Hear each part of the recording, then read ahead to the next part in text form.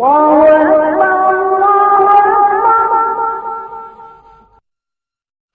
اللہ الرحمن الرحیم۔ شروع اللہ کے نام سے جو بڑا مہربان نہایت رحم والا ہے۔ وَلْتَكُن مِّنكُمْ أُمَّةٌ يَدْعُونَ إِلَى الْخَيْرِ وَيَأْمُرُونَ بِالْمَعْرُوفِ وَيَنْهَوْنَ عَنِ الْمُنكَرِ وَأُولَئِكَ هُمُ الْمُفْلِحُونَ وَلَا تَكُونُوا كَالَّذِينَ تَفَرَّقُوا وَاخْتَلَفُوا مِن بَعْدِ مَا جَاءَهُمُ الْبَيِّنَاتُ وَأُولَئِكَ لَهُمْ عَذَابٌ عَظِيمٌ۔ تم میں ایک جماعت ایسی ہونی چاہیے جو لوگوں کو نیکی کی طرف بلائے اور اچھے کام کرنے کا حکم دے اور برے کاموں سے منع کرے۔ یہی لوگ ہیں جو کامیاب ہیں، اور ان لوگوں کی طرح نہ ہونا جو متفرق ہو گئے اور صاف احکام آنے کے بعد ایک دوسرے سے اختلاف کرنے لگے۔ یہ وہ لوگ ہیں جن کو قیامت کے دن بڑا عذاب ہوگا۔ السلام علیکم۔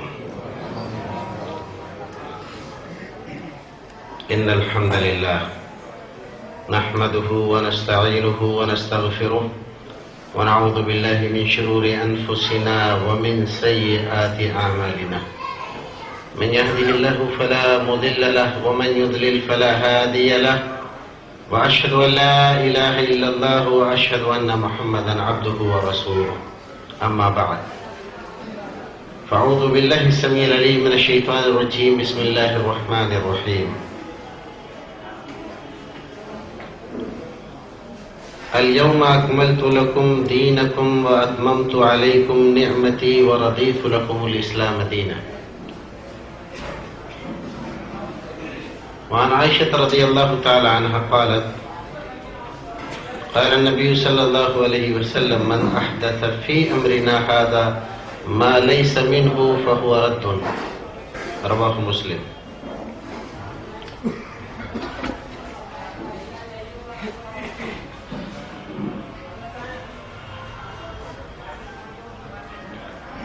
برادران اسلام، دینی بھائیوں، موضوع ہے بدعت اور اس کی شرعی حیثیت۔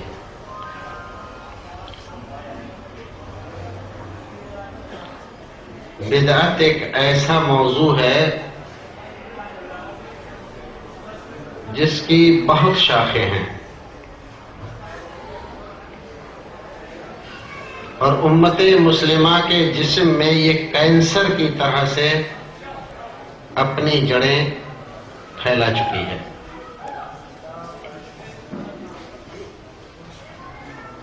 بدعت کو اسلام نے کیا حیثیت دی ہے، اس کو کتنا بڑا جرم مانا ہے، بدعتی کی حیثیت کیا ہے۔ جو حضرات بدعت پرست ہیں، آخر وہ یہ سب کچھ جانتے ہوئے ان بدعات سے کیوں چمٹے ہوئے ہیں، اس کے پیچھے عوامل کیا ہیں، بدعت کے وہ کون سے نقصانات ہیں جو آج ہمارے سامنے ظاہر ہیں، اور بدعت پر عمل کرنے والے ان تمام نقصانات سے دوچار ہوتے ہیں۔ دنیا میں اس کا کیا اثر مرتب ہوتا ہے، اور آخرت میں بدعتیوں کے ساتھ کیا کیا جائے گا، یہ اور اس طرح کی کئی ذیلی سرخیوں کے ساتھ کچھ باتیں آپ حضرات کے سامنے رکھی جائیں گی، ساتھ ہی بعض شکوک و شبہات، مغالطے، دھوکے، چالاکیاں اور مسلمانوں کی لا علمی کا فائدہ اٹھا کر جو حضرات اپنی کرشمہ کاریاں دکھاتے رہتے ہیں، ان کی طرف بھی کچھ اشارے کیے جائیں گے۔ تو سب سے پہلے یہ سمجھیں کہ بدعت کا معنی کیا ہوتا ہے۔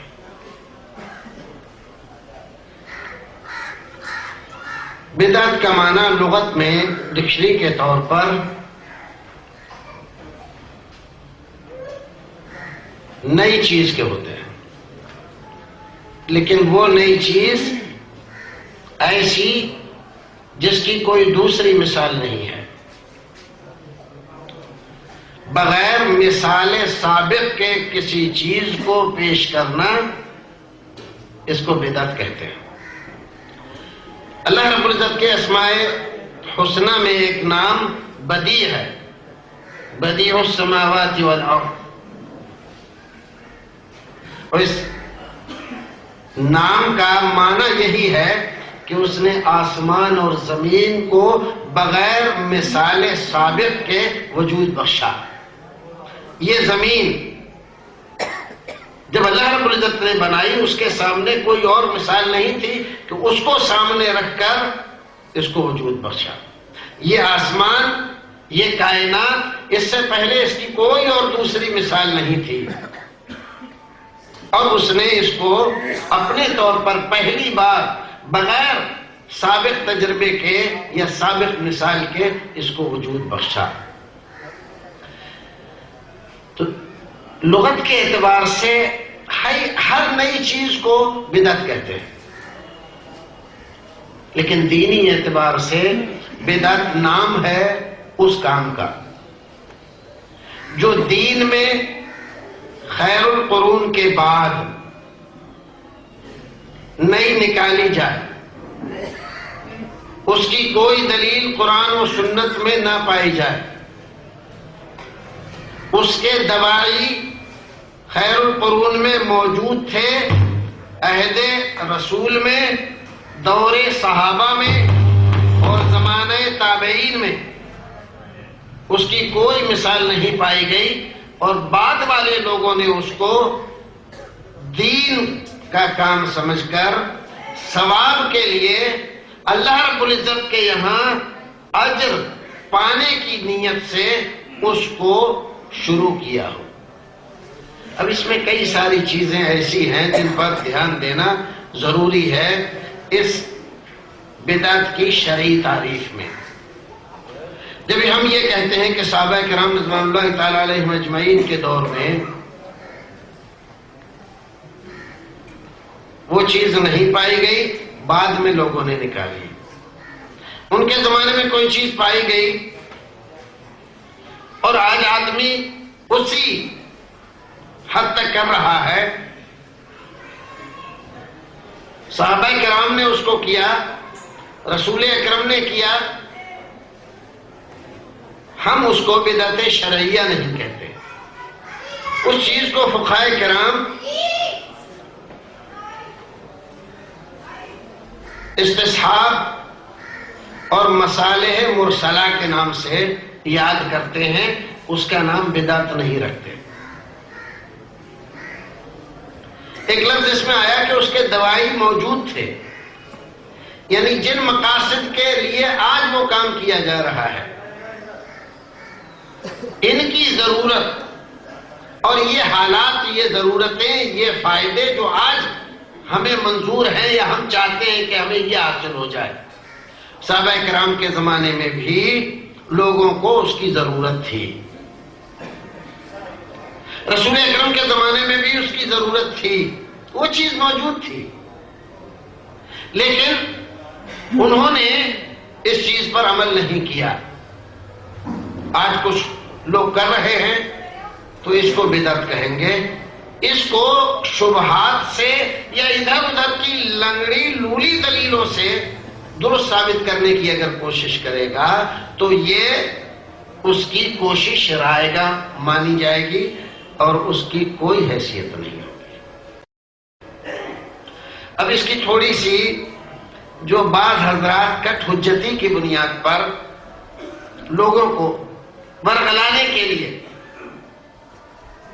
پیش کرتے ہیں، اس بات کو اس لفظ کی روشنی میں آپ کو سمجھا دوں۔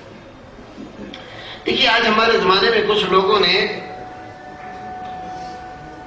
مردے کو دفن کرنے کے بعد قبر پہ اذان دینا شروع کیا ہے۔ علماء کرام کی اکثریت آج بھی اس کو بدعت مانتی ہے، لیکن کچھ حضرات کہتے ہیں کہ نہیں یہ جائز ہے اور اس کا فائدہ ہے اور اس سے مردے کو فائدہ ہوتا ہے۔ اب یہ غور کرنے کی بات ہے۔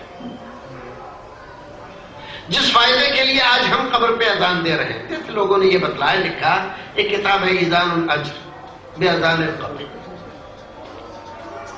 اس کتاب کے مصنف نے لکھا کہ اذان اس لیے دیتے ہیں ہم کہ جب دفن کرنے کے بعد، میت کے لیے دعا کرنے کے بعد جب لوگ واپس ہونے لگتے ہیں تو منکر نکیر آ جاتے ہیں اور اس سے سوال جواب کرتے ہیں، تمہارا رب کون، تمہارے رسول کون، تمہارا دین کیا؟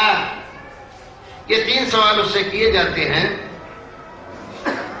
چونکہ مردہ وحشت میں ہوتا ہے، نئی جگہ، نیا مقام، نئے لوگ، اور یہ جو آنے والے ہوتے ہیں ان کی ہیبت، ڈر، خوف، دہشت اتنی اس کے اوپر طاری ہوتی ہے کہ وہ گھبرا جاتا ہے۔ تو ہم اذان دلواتے ہیں۔ اذان میں اللہ کا ذکر ہے، اذان میں رسول کا ذکر ہے، اور اذان دین اسلام کا شعار ہے۔ تو تینوں جوابوں کے طرف اس کو اشارہ اور ہنٹس مل جاتے ہیں۔ جب وہ پوچھتے ہیں من ربک، تو یہاں اللہ اکبر جب مؤذن کہتا ہے تو وہ سمجھ جاتا ہے، جواب دے دیتا ہے کہ ربی اللہ۔ اور جب وہ پوچھتے ہیں من رجل الذی بعث فیکم، وہ کون آدمی تھا جو تمہاری طرف رسول بنا کر بھیجا گیا تھا، تو مؤذن کہتا ہے اشہد ان محمد رسول اللہ، تو اس کو فوراً دھیان آ جاتا ہے کہ وہ محمد صلی اللہ علیہ وسلم تھے۔ اور جب وہ پوچھتے ہیں کہ تیرا دین کیا ہے، تو اس کو اذان سے یہ ہدایت ملتی ہے کہ میں اس دین کا ماننے والا ہوں جس دین میں اذان تھی، اور اذان کس میں تھی؟ دین اسلام میں۔ تو وہ کہہ دیتا ہے میرا دین اسلام۔ تو کتنا بڑا فائدہ ہوا۔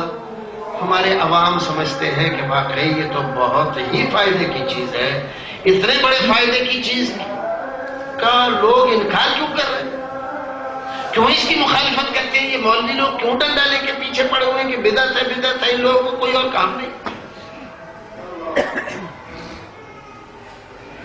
لیکن میرے بھائیوں ذرا سا غور کرو، آج ہمیں اپنے عزیز سے محبت ہے، ہم یہ چاہتے ہیں ہمارے عزیز کا انتقال ہو گیا، منکر نکیر کے سوالوں کے جواب میں وہ صحیح جواب دیتے،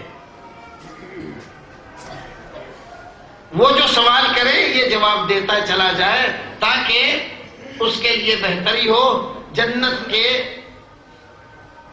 وہاں مزے لوٹے، کھڑکیاں جنت کی کھول دی جائیں، بچھونے بچھا دیے جائیں جنت کے۔ لیکن جو ہم چاہتے ہیں یہ چیز کیا رسول نے نہیں چاہی؟ کیا رسول کو اپنے مسلمان امتیوں سے وہ ہمدردی نہیں تھی جو آپ کو اپنے عزیز سے ہے؟ اب کیا رسول اکرم کے سامنے کسی کا انتقال نہیں ہوا؟ ہوا تھا، لیکن آپ کو یہ فضیلت نہیں معلوم تھی، اور اگر فضیلت معلوم تھی تو پھر آپ نے بتائی کیوں نہیں؟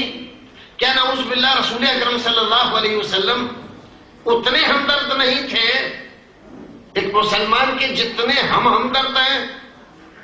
ظاہر ہے ان میں سے کوئی بات بھی ہم نہیں کہہ سکتے اگر ہمارا ایمان پکا ہے اور رسول اکرم صلی اللہ علیہ وسلم سے محبت کرتے ہیں۔ اللہ رب العزت کہہ رہا ہے قرآن شریف میں رسول اکرم صلی اللہ علیہ وسلم کو مخاطب کر کے، فَلَعَلَّكَ بَاخِعٌ نَفْسَكَ عَلَىٰ آثَارِهِمْ إِن لَّمْ يُؤْمِنُوا بِهَٰذَا الْحَدِيثِ أَسَفًا۔ اے نبی، آپ اس فکر میں کہ یہ مسلمان ہو جائیں، مسلمان کیوں نہیں ہو رہے ہیں، اپنے آپ کو بھلائے دے رہے ہیں، اپنے آپ کو کو ہلاکت میں ڈالے دے رہے ہیں. اتنی پریشانیاں مصیبتیں لے رکھی ہیں، نہ دن کو چین، نہ رات کو چین، نہ رات کو اچھی طرح سوتے ہیں، نہ دن کو آرام کرتے ہیں، ہر وقت امت کی فکر میں لگے رہتے ہیں. ایسا کیوں کرتے ہیں؟ یہ کس کے بارے میں؟ وہ امتی جو ایمان نہیں لائے ہیں، ان کے سلسلے میں رسول اکرم صلی اللہ علیہ وسلم کی فکر، چنتا، پریشانی، بے چینی، بے کلی کو اللہ رب العزت ذکر فرما رہا ہے. تو آپ اندازہ لگائیے مسلمان کے لیے رسول اکرم صلی اللہ علیہ وسلم کی چنتا اور بے چینی کتنی ہوگی.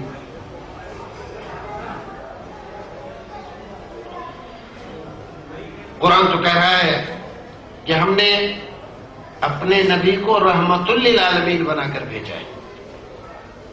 قرآن کہہ رہا ہے وَبِالْمُؤْمِنِينَ رَؤُوفٌ رَحِيمٌ. مومنین کے لیے تو یہ نبی رؤوف و رحیم ہے. تو رؤوف و رحیم نبی جو نہ کر سکا، نہ سوچ سکا، نہ جان سکا، کرنے کا حکم نہیں دیا، نہ کیا. ہم سوچ رہے ہیں ہمیں زیادہ ہمدردی ہے، مرنے والے سے رسول کو اتنی ہمدردی نہیں تھی. یہ توہین نہیں ہے رسول کی تو اور کیا ہے؟ رسول اکرم صلی اللہ علیہ وسلم کے سامنے ایک دن میں، 2 دن میں نہیں، ایک دن میں 70 صحابہ کرام، ایک جنگ میں، صرف ایک جنگ میں، ایک دن میں 70 صحابہ کرام شہید ہو جاتے ہیں. رسول اکرم صلی اللہ علیہ وسلم نے اذان دلوائی نہیں. آپ کے خاندان کے لوگ، عزیز رشتہ دار، آپ کی بیٹیاں، بیٹیوں کے بچے آپ کے سامنے، آپ کا اپنا بچہ آپ کی گود میں دم توڑ گیا، اذان دلوائی نہیں. حضرت ابوبکر صدیق، عمر فاروق، عثمان غنی، علی مرتضی، ان حضرات کے رشتہ دار، ناطے دار انتقال کر گئے، لیکن ان حضرات نے نہ اذان دلوائی اور نہ اس کا حکم دیا کسی کو. کیوں؟ یہ فلسفہ وہ نہیں جانتے تھے. کیا ان کو ہمدردی نہیں تھی اپنے عزیزوں سے، یا وہ ناواقف تھے اس چیز سے جو ان لوگوں کو آج کے زمانے میں مل گیا ہے؟ ظاہر ہے یہ کہنا کہ یہ لوگ زیادہ علم والے ہیں صحابہ کرام کے مقابلے میں، یہ صحابہ کرام کی توہین ہے. اور یہ کہنا کہ ان کو ہمدردی نہیں تھی مرنے والوں سے، ان لوگوں کو زیادہ ہمدردی ہے، یہ بھی غلط ہے. وہ جتنے رؤوف و رحیم اور ان کا خیال رکھنے والے تھے، یہ حضرات خیال رکھنے والے نہیں ہو سکتے. تو دیکھیے، دوائی موجود تھے، اذان موجود تھی، اذان دینے والے موجود تھے، لوگوں کا انتقال بھی ہوتا تھا، لیکن اس کے باوجود رسول نے اذان نہیں دی، صحابہ کرام نے اذان نہیں دی، تابعین اعظام نے اذان نہیں دی. اب بعد کے زمانے کے لوگ اس کو ایجاد کر رہے ہیں، تو یہ کھلی ہوئی صریح بدعت ہے. اگر یہ فائدہ جو آج لوگ بتلا رہے ہیں، یہ فائدہ واقعی اور حقیقی فائدہ ہوتا ہے، تو صحابہ کرام، رسول اکرم، تابعین اعظام، امامان دین اس سے ونچت نہ رہتے، اس سے بے بہرہ نہ رہتے. یہ چیز ان سے نہ چھوٹتی، وہ ضرور اس کا حکم دیتے. کتنے تعجب کی بات ہے، آج ہم ایک طرف تو یہ کہتے ہیں کہ ہم فلاں امام کی بات مانتے ہیں، ان کی تقلید کرتے ہیں، لیکن اس طرح کی چیزوں میں جب ان سے کہا جاتا ہے کہ قرآن میں یہ ہے، حدیث میں یہ ہے، تو کہے ہم تو بھائی مقلد ہیں، ہم کیا جانے قرآن حدیث کو، ہم تو سمجھ ہی نہیں سکتے، سمجھنے والے سمجھ گئے، اور آج وہ اس زمانے میں ہے نہیں، امام صاحب نے جو کام تو وہ مانتے ہیں. تو بھائیو، بدعات کے سلسلے میں امام صاحب کی طرف کیوں نہ دیکھا جائے؟ تعجب کی بات. نماز پڑھنے کے مسائل میں ہم ایک دوسرے سے اختلاف کرتے ہیں، حدیث دکھائی جائے، حدیث کو نہ مانے، قرآن دکھایا جائے، قرآن کو نہ مانے، کہیں کہ ہم امام کی مانیں. لیکن بدعت کے معاملے میں خود مجتہد بن جاتے ہیں، یہ نہیں دیکھتے کہ امام صاحب نے کیا کہا.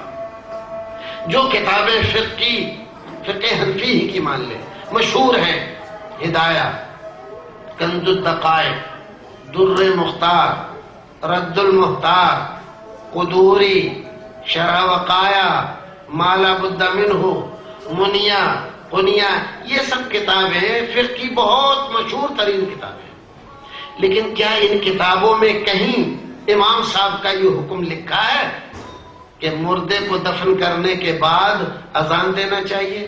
نہیں لکھا ہے۔ تو کیا یہ بات اب بھی کسی دلیل کی محتاج رہ گئی کہ یہ ایجاد بندہ ہے؟ یار لوگوں کی اپنی ایجاد ہے اور مقلد کہلا کر مجتہد بننے کی کوشش کر رہے ہیں۔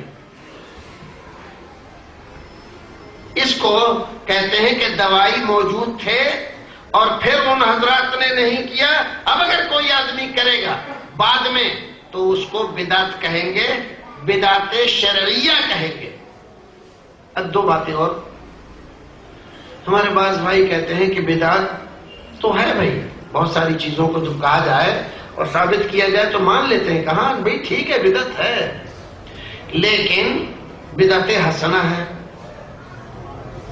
بدعت حسنہ یہ کیسے؟ رسول اکرم صلی اللہ علیہ وسلم فرماتے ہیں کل بدعت ضلالہ، یہ حدیث ہے رسول ہے، کل بدعتیں، ساری بدعتیں دلالت اور گمراہی، اور ہر گمراہی جہنم میں لے جانے والی چیز ہے، جنت کی طرف نہیں لے جاتی کوئی بدعت۔ تو بھائی لوگ کیسے کہہ رہے ہیں کہ بدعت حسنہ ہے؟ کہا ہم ہی لوگ کہہ رہے ہیں، بڑے بڑے علماء نے لکھا ہے، اس کی کوئی دلیل بھی ہوگی؟ کہا کہ ہاں ہے نا دلیل۔ کہاں ہے دلیل؟ کہا دیکھیے حدیث شریف میں ہے من سنّا فی الاسلام سنتا حسنتا فلہ اجرہا واجر من عمل بہا۔ کہاں ہے؟ مسلم شریف میں۔ اتنی صحیح ترین کتاب میں جب موجود ہے تو کیسے انکار کر رہے ہیں لوگ کہ بدعت حسنہ نہیں ہے؟ اور ہمارے بیچارے کم پڑھے لکھے لوگ، دین کی کم واقفیت رکھنے والے، ان کے دھوکے میں آ جاتے ہیں۔ بھائیو ذرا غور کرو، یہ ہمارے بھائی کیا کہہ رہے ہیں؟ بدعت حسنہ۔ دلیل میں کیا پیش کر رہے ہیں؟ من سنّا فی الاسلام سنتا حسنتا۔ حدیث کیا کہہ رہی ہے؟ سنت حسنہ۔ اور یہ حضرات کیا کہہ رہے ہیں؟ بدعت حسنہ۔ کتنا بڑا فرق! حدیث تو سنت حسنہ کی بات کر رہی ہے اور یہ بدعت حسنہ کی بات کر رہے ہیں۔ یہ حدیث من سنّا فی الاسلام سنتا حسنتا، اس کا ایک شان نزول ہے، شان ورود ہے۔ جیسے قرآن شریف کی آیتوں کا شان نزول ہوتا ہے، ایسے ہی محدثین نے احادیث کا شان ورود اور شان نزول، اور اس پر بعض محدثین نے باقاعدہ مستقل کتابیں لکھی ہیں، اسباب ورود الحدیث۔ کیا ہے اس کا شان نزول؟ رسول اکرم صلی اللہ علیہ وسلم ایک بار مسجد نبی میں تشریف رکھتے تھے، اتنے میں قبیلہ مضر کے کچھ لوگ آپ سے ملاقات کی غرض سے ایک وفد کی شکل میں تشریف لائے۔ رسول اکرم صلی اللہ علیہ وسلم نے جب ان کو دیکھا تو آپ کے دل پر بڑی رقت طاری ہوئی۔ کیوں؟ اس لیے کہ چہرے پر ہوائیاں اڑ رہی تھی ان کے، اور کوئی ایک آدمی بھی ایسا نہیں تھا کہ جس کے بدن پر کپڑے ثابت ہو گئے۔ بعض لوگ تو جانوروں کی کھال لپیٹے ہوئے تھے، کپڑے نام کی کوئی چیز تھی ہی نہیں ان کے پاس۔ یہ حالت دیکھ کر اور بھوک پیاس کی وجہ سے ان کے پیٹ سے ملے ہوئے تھے۔ رسول اکرم صلی اللہ علیہ وسلم نے ان تمام کو بٹھایا مسجد نبی میں، صحابہ کرام کو جمع کیا، اور جمع کرنے کے بعد پھر آپ نے صدقہ خیرات کرنے کی اپیل کی، اس کے فضائل بیان کیے، اور لوگوں سے کہا کہ یہ تمہارے بھائی ہیں، بہت دور دراز سے آئے ہیں، بڑے مجبور اور پریشان حال ہیں، ان کے پاس کھانے کے لیے کچھ نہیں ہے، پہننے کے لیے کپڑے نہیں ہیں، یہ تمہارے بھائی ہیں، تمہارے اوپر لازم ہے، ضروری ہے کہ تم ان کی مدد کرو۔ تو صحابہ کرام جو مجلس میں موجود تھے انہوں نے اپنے طور پر جو کچھ بھی ان کے پاس تھا چندے میں دینا شروع کیا۔ سب لوگ تھوڑا تھوڑا چندہ اپنے دے رہے تھے۔ اتنے میں ایک صحابی رسول اکرم صلی اللہ علیہ وسلم کے اپنے گھر جا کر واپس آئے، ان کے ہاتھ میں ایک بہت بڑی تھیلی تھی کپڑے کی۔ پہلے لوگ سونے چاندی کے سکے ہوتے تھے تو تھیلی میں رکھتے تھے، ہمیانی میں رکھتے تھے، اب وہ دور ختم ہو گیا تو لوگ وہ بھی نہیں سمجھتے کہ وہ کیسے رکھتے ہوں گے، اٹھا کر لا رہے۔ حدیث شریف کے الفاظ ہیں کہ قریب تھا کہ ان کے ہاتھ تھک جائیں اور وہ بوجھ کی وجہ سے مطلب اس کو پٹک دیں، لیکن وہ کسی طرح ہمت کر کے وہاں تک لے آئے، رسول اکرم صلی اللہ علیہ وسلم کی خدمت میں پیش کیا کہ اللہ کے رسول میری طرف سے یہ قبول فرمائے۔ جب دوسرے حضرات نے دیکھا تو ان کو بھی ہمت ہوئی، ارے ہم ان سے زیادہ مالدار ہیں، ہمارے پاس اللہ رب العزت نے ان سے زیادہ مال و دولت دیا ہے، ہم ان سے پیچھے کیوں رہے؟ پھر وہ لوگ بھی اپنے اپنے گھروں کو گئے، اور پھر تو دیکھتے ہی دیکھتے تھوڑی سی دیر میں مسجد نبی میں ڈھیر لگ گیا غلے کا، کپڑوں کا، پیسوں کا۔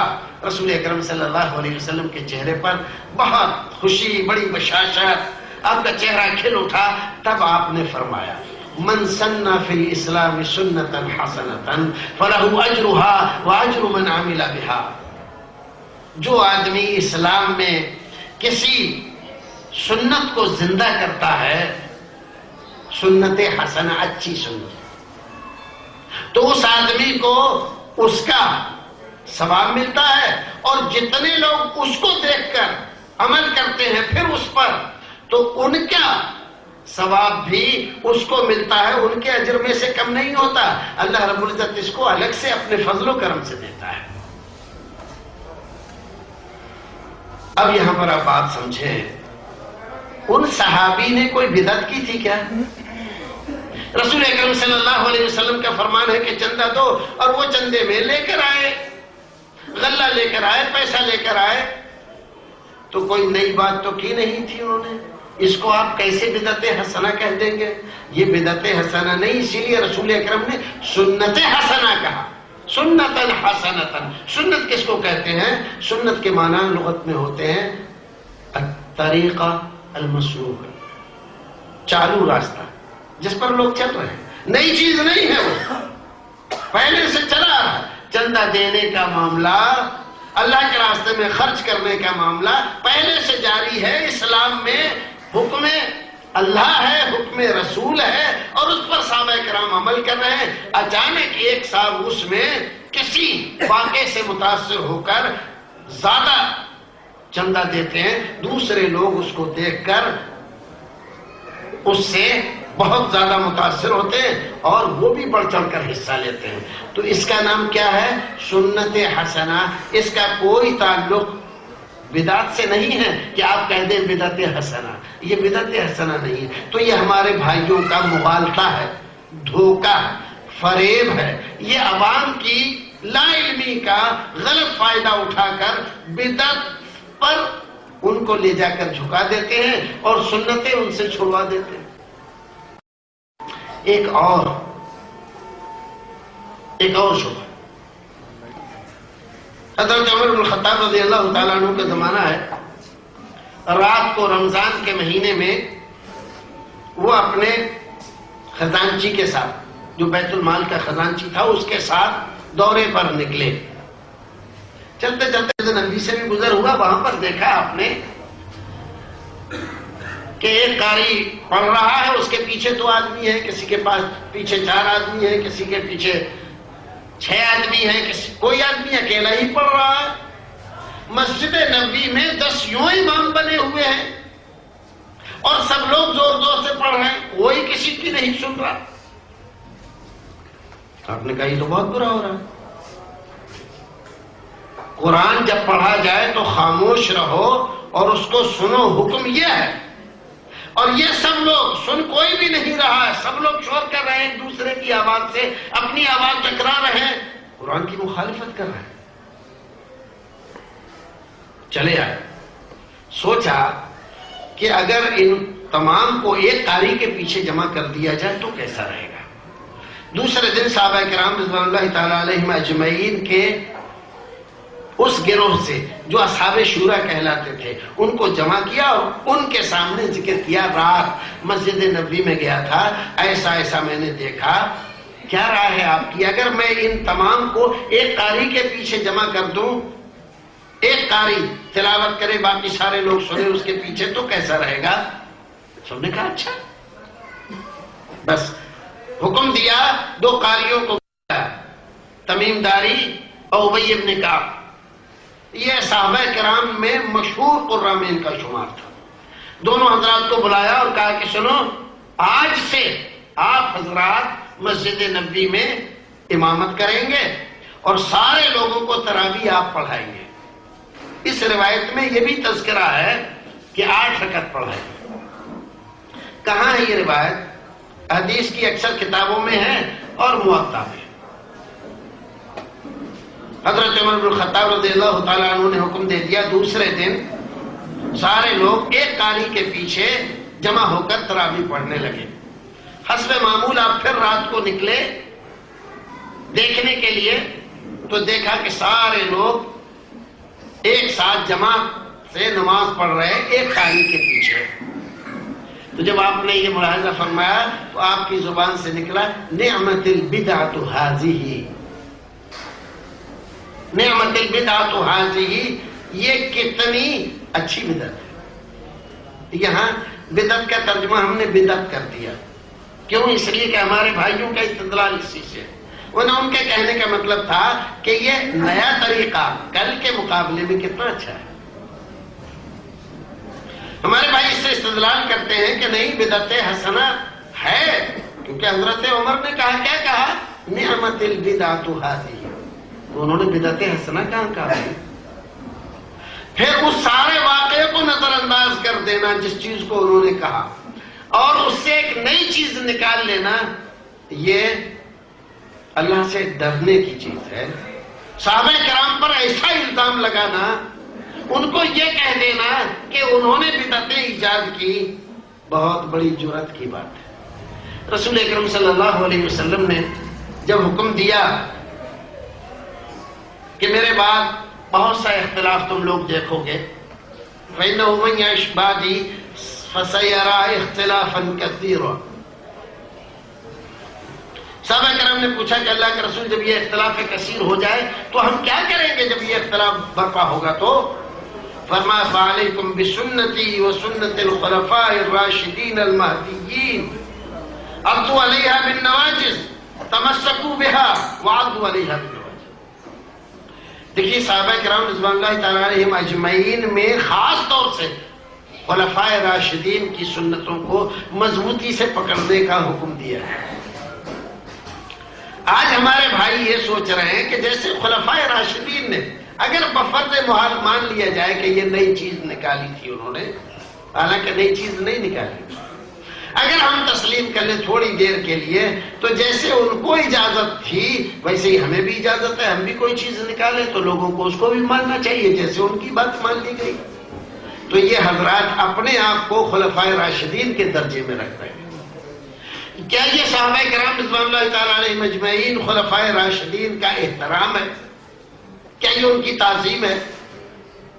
یا ان کے ساتھ توہین کا معاملہ ہے کہ آپ اپنے آپ کو ان کے برابر سمجھ رہے ہیں؟ جیسے ان کو کوئی چیز نکالنے کا اختیار تھا، ہمیں بھی اختیار ہے، لیکن ان کے بارے میں تو رسول نے یہ کہا علیکم بسنتی و سنت الخلفاء الراشدین۔ تمہارے بارے میں کیا کہا ہے کہ 14ویں صدی کے مولوی کوئی چیز نکالیں تو اس کو بھی مان لینا اور عمل کرنا ہے؟ کہیں نہیں۔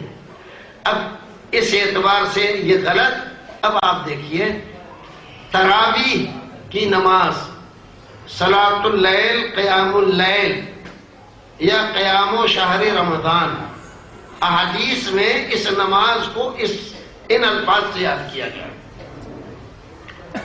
وہاں لفظ یہ تراویح کا یہ بعد میں ایجاد ہوا ہے، احادیث میں لفظ تراویح کا نہیں ہے، وہاں قیام اللیل ہے، قیام شہر رمضان ہے، صلاۃ اللیل ہے۔ حضرت عمر بن خطاب رضی اللہ تعالیٰ عنہ نے جو جماعت سے تراویح کروائی، کیا یہ بدعت تھی؟ اس کو بدعت کہنا اپنے عقل و دانش پر ماتم کرنا۔ رسول اکرم صلی اللہ علیہ وسلم نے اپنے دور میں، اپنے زمانے میں صحابہ کرام کو 3 دن جماعت سے یہ نماز پڑھائی تھی۔ چوتھے دن صحابہ کرام کی کثیر تعداد مسجد نبی میں حاضر ہو گئی، جس کو پتا چلا کہ آپ رات کو قیام رمضان کرتے ہیں اور جماعت سے نماز پڑھا رہے ہیں، تو اس فضیلت کو حاصل کرنے کے لیے، اس لذت کو حاصل کرنے کے لیے جو آپ کے پیچھے قرآن سننے سے ملتی تھی، صحابہ کرام دور دراز سے آ کر جمع ہو گئے۔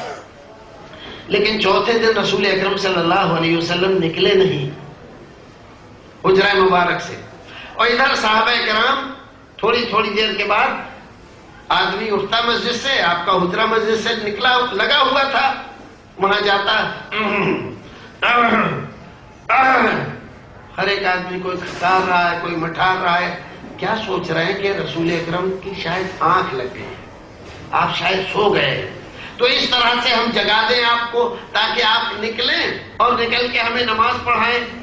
لیکن آپ نکلے نہیں یہاں تک کہ فجر کیا تھا۔ جب سحری کا وقت ہوا، لوگ چلے گئے نماز، سحری والی کھا کے آئے نماز فجر کی پڑھنے کے لیے، تو آپ نے نماز پڑھانے کے بعد کہا، رات جو کچھ تم کر رہے تھے نا، وہ مجھے سب معلوم ہے، میں کوئی سو نہیں رہا۔ تم لوگ سوچ رہے تھے میں سو گیا تھا، میں سویا نہیں تھا، مجھے سب معلوم ہے جو کچھ تم کر رہے تھے، جو کھٹکار رہے تھے، مٹھار رہے تھے، کھانس رہے تھے، یہ سب میں دیکھ رہا، سن رہا۔ تو صحابہ کرام نے کہا کہ اللہ کے رسول پھر آپ نکلے کیوں نہیں؟ اگر جاگ رہے تھے تو ہم لوگ اتنی دور دور سے اس نماز کی فضیلت حاصل کرنے کے لیے آپ کے پیچھے، آپ کی زبان مبارک سے قرآن شریف سننے کے لیے آتے ہوئے تھے، آپ آئے کیوں نہیں؟ تو آپ نے فرمایا اس لیے نہیں آیا، مجھے ڈر ہوا کہ کہیں اللہ رب العزت تمہارے ذوق شوق کو دیکھ کر اس نماز کو تمہارے اوپر فرض نہ کر دے۔ تو آج جو ذوق شوق تمہارے اندر ہے کل نہیں رہے گا، اور اگر فرض ہو جائے اور تم اس کو چھوڑ دو گے تو اللہ رب العزت عذاب دے گا۔ تو میں نہیں چاہتا کہ میری امت پر ایک فریضہ بڑھ جائے اور اس میں کوتاہی کرے تو اس کی پٹائی ہو۔ مہربانی، لطف و کرم رسول اکرم صلی اللہ علیہ وسلم کا امت کے بھلے کی سوچنے کی وجہ سے چوتھے دن تراویح کی نماز کے لیے آپ تشریف نہیں لائے۔ تو تراویح کی نماز جماعت سے پڑھنا نئی چیز نہیں ہے، وہ تو رسول اکرم نے اپنے زمانے میں اس کو مشروع کر دیا تھا۔ جاری اس لیے نہیں رکھا کہ ڈر تھا وہی نازل ہو رہی تھی کہیں فرض نہ ہو جائے، اور جب آپ کے وصال سے، آپ کے انتقال کی وجہ سے سلسلہ وحی منقطع ہو گیا، اب نہ کوئی نئی چیز فرض ہوتی ہے، نہ واجب ہوتی ہے، نہ مستحب ہوتی ہے، دین مکمل ہو گیا ہے، اب کوئی ڈر نہیں ہے۔ عمر بن الخطاب رضی اللہ تعالیٰ عنہ نے صحابہ کرام کو جماعت سے نماز رمضان تراویح پڑھنے کے لیے حکم دیا، اس پرانی چیز کو دوبارہ زندہ کیا، بدعت نہیں نکالی۔ اس کو بدعت کہنا یا یہ کہنا کہ یہ بدعت عمری ہے، یہ حضرت عمر بن الخطاب رضی اللہ تعالیٰ عنہ کی شان میں گستاخی ہے، اور یہ بہت بڑی محرومی کی بات ہے۔ نہ یہ بدعت تھی اور نہ حضرت عمر بن الخطاب رضی اللہ تعالیٰ عنہ نے نعوذ باللہ دین میں کوئی بدعت نکالی۔ کسی صحابی نے کوئی بدعت ایجاد نہیں کی، سارے صحابہ کرام بدعت کے شدید مخالف تھے۔ اتنی بات اگر آپ کے سمجھ میں آئی تو ہم نے بتلایا کہ بدعت حسنہ کوئی چیز نہیں ہے، سنت حسنہ ہے، اور سنت حسنہ وہی ہے جس کے بارے میں رسول اکرم حکم دے گئے۔ قولاً فعلاً تقریراً جو چیز قرآن سے حدیث سے ثابت ہے اس پر عمل کرنا، یہ سنت حسنہ ہے، یہ بدعت حسنہ نہیں ہے۔ اور بدعت جس کو کہتے ہیں شریعت میں اس چیز کو کہتے ہیں جس کی قرآن حدیث میں کوئی دلیل نہ ہو، صحابہ کرام نے اس پر عمل نہ کیا ہو، بعد کے لوگوں نے ثواب جان کر اس کو نکال لیا ہو۔ اس کے دوائی دور اول میں دور ثانی میں موجود تھے لیکن اس زمانے میں نہیں پائی گئی، بعد میں لوگوں نے نکالی، وہ بدعت ضلالت ہے۔ اب یہاں پر ایک اور شبہ ہمارے بھائیوں کو ہوتا ہے، یہ ٹوپی آپ کی بدعت ہے، یہ مائک بدعت ہے، یہ چشمہ آپ لگاتے ہیں یہ بدعت ہے۔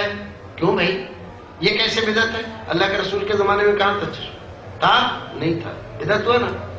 مائک اللہ کے رسول کے زمانے میں تھا؟ نہیں تھا، بدعت ہوا نا۔ آپ کی ٹوپی یہ تھی، اللہ کے رسول نے ایسی لگائی ٹوپی؟ نہیں لگائی، بدعت ہوئی نا۔ اور آپ خود تھے اللہ کے رسول کے زمانے میں؟ نہیں تھے، تو آپ خود سراپا بدعت تھے۔ ایسے دیدہ دلیری کرنے والے لوگ موجود ہیں۔ بھائیو، بدعت نئی چیز، دو حیثیت ہے اس کی، ایک حیثیت دنیاوی اور ایک حیثیت دینی۔ شریعت کو دین کی حفاظت مقصود ہے، شریعت یہ نہیں چاہتی، اللہ یہ نہیں چاہتا، رسول یہ نہیں چاہتے، قرآن یہ نہیں چاہتا، حدیث یہ نہیں چاہتی کہ دین میں کوئی نئی چیز نکالی جائے۔ کیوں؟ اس لیے کہ دین مکمل ہو گیا ہے، اور اگر ہم مکمل مانتے ہیں دین کو تو دین میں نئی چیز نکالنے کی آوشکتا نہیں ہے، کوئی ضرورت نہیں ہے۔ اور اگر ہم یہ کہتے ہیں کہ نہیں اس چیز کی تو بہت سخت ضرورت ہے، تو گویا کہ ہم دوسرے لفظوں میں یہ کہتے ہیں کہ دین مکمل نہیں تھا، ہمارے مولوی صاحب نے جب یہ چیز نکالی ہے تو اب جا کر مکمل ہوا ہے۔ تو شریعت دین میں کسی بھی اضافے کی روادار نہیں ہے، لیکن دنیا کے معاملے میں پوری اجازت ہے۔ دنیا کے معاملے میں پوری اجازت ہے، آپ ہر دن نئی چیز ایجاد کریں، کوئی گناہ نہیں، کوئی عتاب نہیں، کوئی سزا نہیں، کوئی آپ کے اوپر فتویٰ نہیں، بلکہ آپ اگر وہ چیز معاشرے، سماج اور انسانی سماج کے لیے مفید ہے تو آپ ثواب کے مستحق ہیں۔ آج جس انداز سے ہم زندگی گزار رہے ہیں، مان لیجیے کپڑا بن رہے ہیں، ایک آدمی بہت محنت کرتا ہے تو 2-3 گز بن پاتا ہے۔ اگر کوئی ایسی مشین ایجاد کرتا ہے کوئی آدمی کہ 5 منٹ میں 2 گز کپڑا بن جائے اور اس سے انسانوں کو فائدہ ہو، نئی چیز ہے، یہ نئی مشین اس نے ایجاد کی، بہت اچھا، شریعت اس پر کوئی پابندی نہیں لگاتی، اچھا ہے، بہتر ہے، کار ثواب ہے، لوگوں کے لیے آسانی ہو گئی۔ پہلے اتنے بڑے مجمع کو ہم اپنی آواز پہنچانے کے لیے بہت چیخ کر بولتے تھے تو بھی ہماری آواز نہیں جانتی تھی، لیکن آج اس مشین کی یہ جو مائک ہے، لاؤڈ اسپیکر ہے، اس کی مدد سے دور دور تک ہماری آواز چلی جاتی ہے۔ جس آدمی نے بھی یہ ایجاد کیا، اگر مان لے مسلمان نے ایجاد کیا تو اچھا کام کیا، کوئی برا کام نہیں کیا۔ دنیا کے معاملے میں جتنی ایجادات آپ کرنا چاہتے ہیں کریں، شریعت کو اس سے کوئی لینا دینا نہیں، کوئی آپ کے اوپر پرتیبند نہیں، کوئی آپ کے اوپر اس سلسلے میں بندش نہیں، آپ خوب ایجاد کریں۔ لیکن بدقسمتی مسلمانوں کی یہ ہے، خاص طور سے ہمارے مولوی گروپ کی، کہ دنیا کے سلسلے میں تو کوئی ایجاد نہیں کریں گے، دین کے سلسلے میں روزانہ نئی چیزیں ایجاد کرتے رہتے ہیں۔ اس میں کیا حرج ہے؟ اس میں کیا حرج ہے؟ اس میں کیا حرج ہے؟ ارے بھائی، جیسے دین میں ایجاد کر رہا ہو نئی چیزیں، ذرا دنیا میں بھی تو ایجاد کرو کوئی چیز جس سے انسانوں کو فائدہ ہو، انسانی سماج کو فائدہ ہو، اسلام کا کچھ نام ہو، مسلمانوں کا نام ہو۔ آج ساری سائنسی ایجادات یہود کر رہے ہیں، نصرانی کر رہے ہیں، کسی زمانے میں مسلمان کرتے تھے، وہ سب تاریخ کا حصہ ہو گئے، ماضی کی کہانیاں ہو گئی. آج مسلمان نہیں کر رہے. کیوں؟ اس لیے کہ انہیں دین ہی میں اضافے کرنے سے فرصت نہیں، اور ہم اسی بات پر لڑ رہے ہیں کہ نہیں بالکل جائز ہے. ارے اللہ کے بندے، جہاں اجازت ہے، شریعت نے اجازت دی ہے، وہاں کیوں نہیں اضافے کرتا؟ وہاں اضافے کرنا، لیکن وہاں نہیں کرے گا. کہاں کرے گا؟ دین میں. جہاں بندش لگا دی اللہ رب العزت نے، من احدث فی امرنا ھذا ما لیس منہ فہو رد. رسول اکرم فرماتے ہیں، حضرت عائشہ بیان کرتی ہیں، رسول اکرم نے فی امرنا ھذا، دیکھیے لفظ پر غور کریں، فی امرنا ھذا، ہمارے اس امر میں، دین میں، اے فی دیننا ھذا، ہمارے دین میں جس نے کوئی نئی بات نکالی، فہو رد. کیا معنی ردن کے؟ اے مردود علیہ، وہ بات اس کے منہ پر مار دی جائے گی. وہ بات نکالی ہوئی بھی مردود ہے، جس نے نکالی وہ بھی مردود ہے، اور جو اس پر عمل کرے وہ بھی مردود ہے. اس میں ثواب کچھ نہیں ملے گا، بلکہ الٹا عذاب ہوگا. بعض لوگ کہتے ہیں بتائیں قرآن شریف ہی تو پڑھ رہے ہیں، اس میں کیا حرج ہے؟ بھئی کلمہ ہی تو پڑھ رہے ہیں، اس میں کیا حرج ہے؟ یہ بھی ہمارے زمانے میں ایک عجیب طرفہ تماشا ہے کہ دین میں اضافے کر کے آدمی کہتا ہے اس میں حرج کیا ہے. اگر کسی آدمی کی آنکھ میں سونے کا تھوڑا سا ٹکڑا لے کر اور ڈال دیا جائے تو کیا کرے گا؟ وہ خوش ہوگا کہ واہ میری آنکھ میں تو سونے کا ٹکڑا، اور پلاٹینم اس سے بھی زیادہ مہنگا ہے، سونے سے بھی زیادہ. اس کا ایک ذرہ اس کی دوسری آنکھ میں ڈال دیا جائے تو خوش ہوگا. اور اگر وہ درد سے بے چین ہو اور ہم کہیں میاں اس میں کیا حرج ہے، تو سونا ہی ہے، تو آپ کیا کہیں گے؟ بھائیو، یہ ہماری آنکھ جتنی حساس ہے، اس سے زیادہ حساس دین ہے. تمہارا سونا تمہارے لیے سونا ہوگا، تمہارے لیے دھاتیں تمہارے لیے قیمتی دھاتیں ہوں گی. ہیرے کا ٹکڑا بھی اگر تم آنکھ میں ڈالو گے تو آنکھ گوارا نہیں کرے گی جب تک اس کو نکال نہیں دو گے، آنکھ کو چین نہیں آئے گا. ایسے ہی دین میں جو اضافے کیے گئے ہیں، دین کے مکمل ہونے کے بعد جب تک ان اضافوں کو دین سے نکال کر باہر نہیں کرو گے، دین چین سے نہیں رہے گا، دین اصلی نہیں رہے گا. دین برداشت نہیں کرتا. تمہیں کوئی بھی حق نہیں ہے دین میں، دین کی آنکھ میں اپنی بدعتوں کے کوڑے کرکٹ کو ڈالنے کا. تمہیں اچھا لگ رہا ہے تم اپنے گھر رکھو. بعض کہتے ہیں کہ دیکھیے ارے بھائی اس میں قرآن ہی تو پڑھ رہے ہیں. میرے بھائیوں، نقلی چیز دنیا میں تبھی چل پاتی ہے جب اس میں تھوڑی سی ملاوٹ اصل کی جاتی ہے. نقلی گھی جب تک اس میں تھوڑا اصلی نہ ملایا جائے تب تک کوئی نہیں خریدے گا. آدمی کو یقین ہو جائے کہ یہ پیور نقلی ہے، کوئی نہیں خریدے گا. آپ خوشبو سنیے، دیکھیے اس میں کیسا روا اٹھ رہا ہے. اصلی ہے بھائی.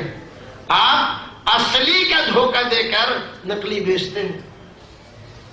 ہمارے یہاں جو ہماری سرکار کا سکہ ہے، 10 کا نوٹ، 20 کا، 100 کا، 500 کا، 1000 کا، آج ہمارے ہندوستان میں آج کے اخبار میں تھا نوٹ چھاپنے کی مشین پکڑی گئی بہار میں. دیکھیے آپ لوگوں نے خبر نہیں، چھاپ رہے ہیں نوٹ. کیوں پکڑ رہی ہے سرکار؟ یہ تو سرکار کا کام آسان کر رہے ہیں. سرکار خواہ سرکاری سکے کی ہو بہو نقل، لیکن اس کے باوجود اس میں کچھ نہ کچھ فرق رہ جاتا ہے جس سے وہ پہچانا جاتا ہے کہ یہ نقلی ہے. کیا پتا چلا اس سے؟ کہ نقلی چیز ہمیشہ اصلی کی ملاوٹ سے چلتی ہے. نقلی نوٹ تبھی چلتا ہے جب اصلی کے مشابہ بنا کر اس کو پیش کیا جاتا ہے.